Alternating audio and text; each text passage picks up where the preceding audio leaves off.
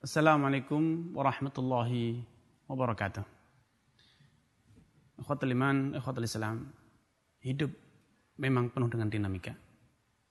Namun demikian, Allah Subhanahu wa taala begitu sayang kepada kita. Allah begitu sayang kepada hamba-hambanya. Karena itulah Allah turunkan Al-Qur'an. Allah utus Rasulullah sallallahu alaihi wasallam untuk menjadi panutan kita, menjadi qudwah kita. Akan tetapi bukan masalah pada turun tidaknya Al-Quran, bukan masalah pada diri Rasulullah SAW yang jadi masalah adalah sudahkah kita menerima Al-Quran, sudahkah kita meneladani Rasulullah SAW dengan sepenuh hati, ataukah kita selama ini hanya bermain-main, hanya bertutur kata, hanya pandai berbicara, namun jauh dari bukti dan fakta. Kehidupan dunia penuh dengan dinamika. Kehidupan dunia penuh dengan pasang dan surut. Kadang susah, kadang senang.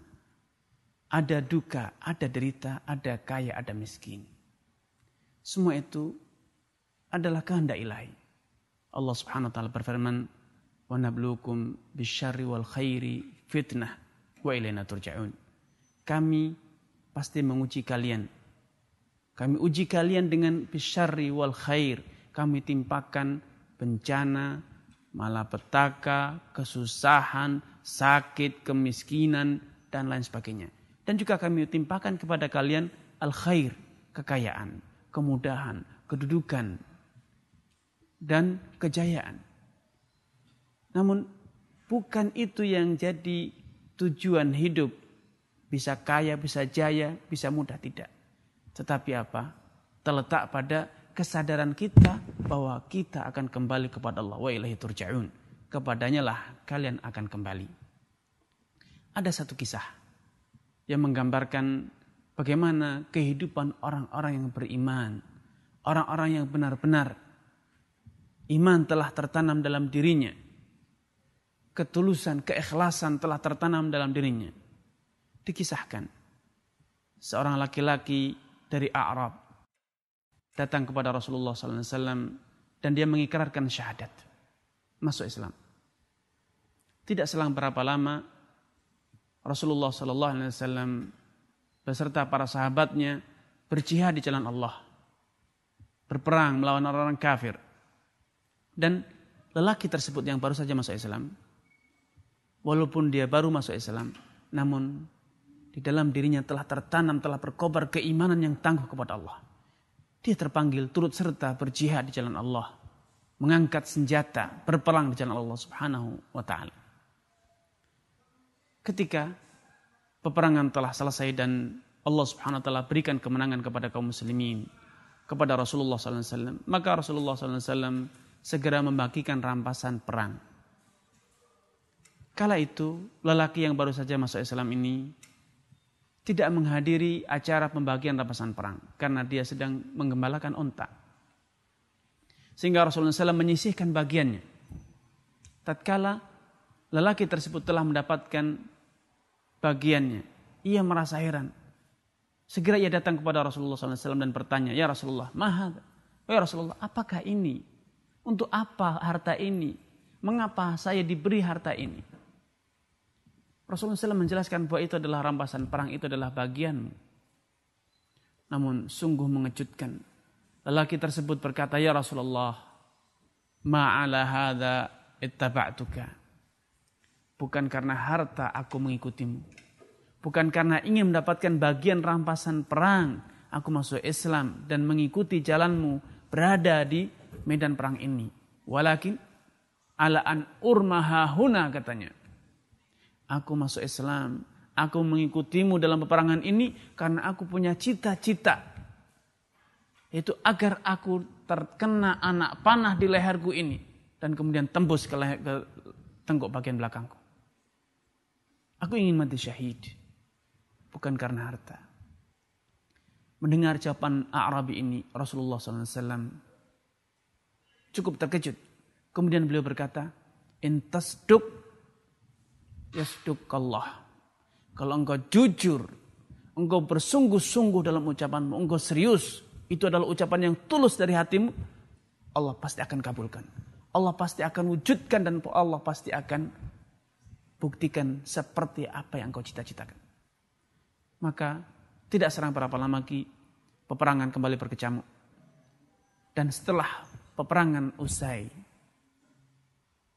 subhanallah, lelaki tersebut tidak kelihatan, tidak nampak oleh Rasulullah SAW. Maka Rasulullah SAW pun memerintahkan para sahabat untuk mencari. Di manakah lelaki yang mengatakan, aku datang kemari, aku ikut dalam medan perang bukan untuk mendapatkan rampasan perang, tapi aku ingin ditembus leherku di sini oleh anak panah. Maka para sahabat pun mencari kemanakah lelaki tersebut. Dan subhanallah, di pinggir medan perang terdapat seorang jenazah yang terkapar. Dan subhanallah, para sahabat terkejut mendapatkan lelaki A'rab tadi, dialah yang terbujur kaku dan anak panah telah menancap di tempat, di leher yang dia tunjuk ketika dia mengucapkan ucapan itu kepada Rasulullah SAW. Maka segera Rasulullah SAW mengkafani lelaki tersebut. Setelah selesai mengkafani, tidak dimandikan karena beliau mati syahid. Dikafani dengan kain yang dia kenakan, dengan pakaian yang dia kenakan. Kemudian Rasulullah SAW menyolatinya bersama para sahabat. Di antara doa yang beliau ucapkan dalam solat jenazah ini, beliau mengutarakan, Allahumma hadha abduk. Ya Allah, ini adalah hambamu. Kharaja mujahidan fi sabilik. Dia datang berjihad di jalanmu. Wa ana syahidun alaih. Fakutila syahidan. Dan dia akhirnya terbunuh mati syahid. Dan aku saksinya bahwa dia adalah benar-benar mati syahid. Subhanallah. Rasulullah SAW mendapatkan bukti nyata bahwa lelaki tersebut jujur dalam ucapannya. Sehingga beliau mengatakan, wa ana syahidun alaih. Aku saksinya bahwasanya dia adalah mujahid fisabilillah. Dia adalah jihad di jalan Allah. Subhanallah. In tasduq yasduqallah. Kalau engkau jujur, maka Allah pasti akan membuktikan. Allah akan mengabulkan. Allah akan membuktikan ucapanmu, menerima ucapanmu. Ini adalah sebuah sabda Rasulullah SAW yang sepatutnya menjadi inspirasi dalam hidup kita. Kita belajar jujur kepada Allah. Kita belajar bukan hanya berkata-kata. Mudah mengucapkan kata-kata. Namun, bagaimanakah membuktikan ucapan dalam tindakan yang nyata? Bagaimanakah membuktikan bahwa apa yang kita ucapkan itu adalah yang tertanam dalam jiwa kita dan itulah yang kita amalkan dalam kehidupan kita. In tasduq yasduqallah. Kalau engkau jujur ikhwatul iman, engkau jujur dalam ucapanmu, maka Allah akan buktikan ucapan. Allah akan penuhi janjinya. Karena itu ikhwatul iman. Pada kesempatan ini saya mengajak diri saya sendiri dan juga Anda. Marilah kita belajar jujur. Bukan jujur kepada manusia, tapi jujur kepada Allah. Marilah kita belajar bagaimana kita membuktikan di hadapan Allah bahwa apa yang di lisan kita, itulah yang ada di dalam hati kita. Apa yang terucap dalam lisan kita, itulah yang kita amalkan dalam hidup nyata kita.